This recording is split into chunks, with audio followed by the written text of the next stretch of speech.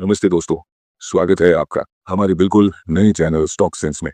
आज हम एक धमाकेदार शुरुआत करने जा रहे हैं। अगर आप शेयर मार्केट की दुनिया में कुछ नया, मजेदार और फायदेमंद सीखना चाहते हैं तो ये चैनल आपके लिए ही बना है। तो अभी के अभी सब्सक्राइब बटन दबाओ, क्योंकि आगे जो जानकारी आने वाली है वो आपके इन्वेस्टमेंट गेम को अगले लेवल पर ले जा सकती है। अब सीधे मुद्दे पर आते हैं दोस्तों। आज का वीडियो है जियो फाइनेंशियल सर्विसेज के क्वार्टर 4 रिजल्ट्स पर। और ये इतना जरूरी है कि इसे समझे बिना आप शेयर मार्केट की इस बड़ी खबर को मिस कर सकते हैं। जियो फाइनेंशियल सर्विसेज, ये कंपनी क्या है? सबसे पहले ये जान लीजिए कि जियो फाइनेंशियल सर्विसेज आखिर है क्या। ये कंपनी पहले रिलायंस इंडस्ट्रीज का हिस्सा थी, लेकिन अब इसे अलग कर दिया गया है और ये स्टॉक मार्केट में लिस्ट हो चुकी है। अगर आपके पास रिलायंस के शेयर थे तो आपको जियो फाइनेंशियल सर्विसेज के शेयर भी मिले होंगे, एक शेयर पर एक शेयर के रेशियो में। ये कंपनी लेंडिंग, इंश्योरेंस और डिजिटल फाइनेंशियल सर्विसेज में काम करती है। रिलायंस के विशाल यूजर बेस और टेक्नोलॉजी की ताकत के साथ ये फिनटेक की दुनिया में धूम मचाने को तैयार है। तो दोस्तों, ये कोई छोटी मोटी कंपनी नहीं, बल्कि एक बड़ा खिलाड़ी है जिस पर नजर रखना जरूरी है।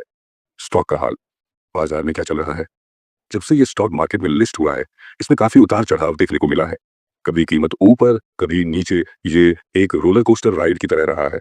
लेकिन ये उतार चढ़ाव दिखाता है कि मार्केट में इस नए खिलाड़ी को लेकर कितना उत्साह है।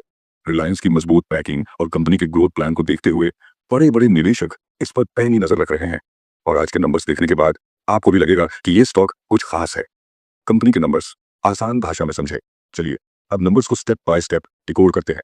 हम मार्च 2024 के रिजल्ट्स की तुलना पिछले साल मार्च और दिसंबर 2023 से करेंगे, ताकि आपको पूरी तस्वीर साफ हो जाए। कमाई, रेवेन्यू, इस क्वार्टर में कंपनी ने 518 करोड़ रुपए कमाए। पिछले क्वार्टर में ये था 449 करोड़, यानी 70 करोड़ की शानदार बढ़त। और पिछले साल मार्च में ये 418 करोड़ था, मतलब साल दर साल 100 करोड़ का उछाल। ये नंबर चीख चीख कर बता रहे हैं कि कंपनी की ग्रोथ कितनी जबरदस्त है। खर्चे, एक्सपेंसेस, इस बार खर्च हुआ 159 करोड़, जबकि पिछले क्वार्टर में था 131 करोड़। पिछले साल मार्च में ये 103 करोड़ था। हाँ, खर्च बढ़ा है, लेकिन कमाई उससे कहीं ज्यादा बढ़ी है, तो टेंशन की कोई बात नहीं।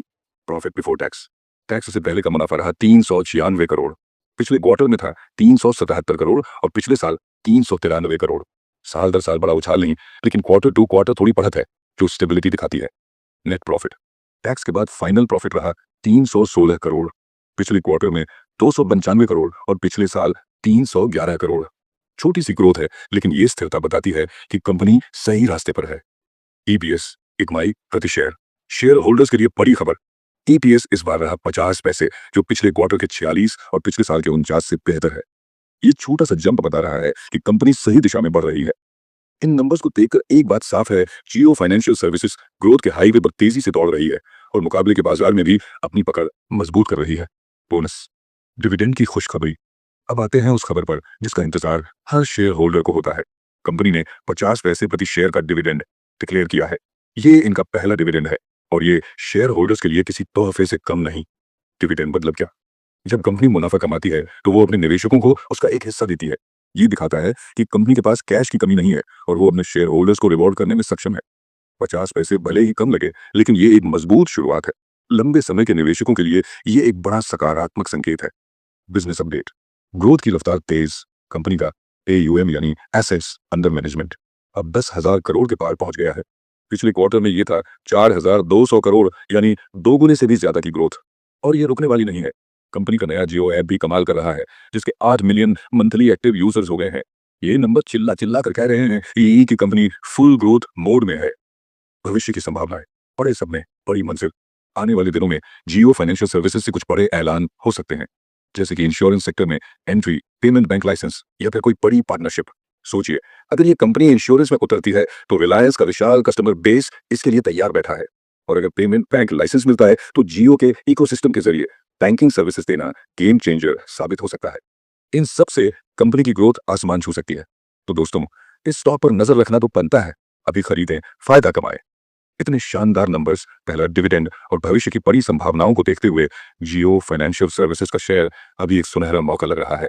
ग्रोथ की रफ्तार, स्थिर मुनाफा और रिलायंस की ताकत, ये सब मिलकर इसे एक ऐसा स्टॉक बनाते हैं जो आपके पोर्टफोलियो में शानदार प्रॉफिट दे सकता है। तो दोस्तों, अभी इस शेयर को खरीदने का समय है, क्योंकि आगे इसका वैल्यू और बढ़ने की पूरी उम्मीद है। लेकिन हाँ, कोई भी फैसला लेने से पहले अपना रिसर्च जरूर करें और किसी फाइनेंशियल एडवाइजर से सलाह लें। तो क्या करें? अगर आपको ये वीडियो पसंद आया हो तो लाइक और शेयर करना मत भूलिए। अपने दोस्तों को भी बताएं, क्योंकि शेयर मार्केट में सही जानकारी ही सबसे बड़ी ताकत है। और हाँ, हमारे चैनल स्टॉक सेंस को अभी सब्सक्राइब कर लो, क्योंकि ऐसी धांसू जानकारियां हम हर बार आपके लिए लाते रहेंगे। अगले वीडियो में मिलते हैं, तब तक के लिए नमस्ते और बाय।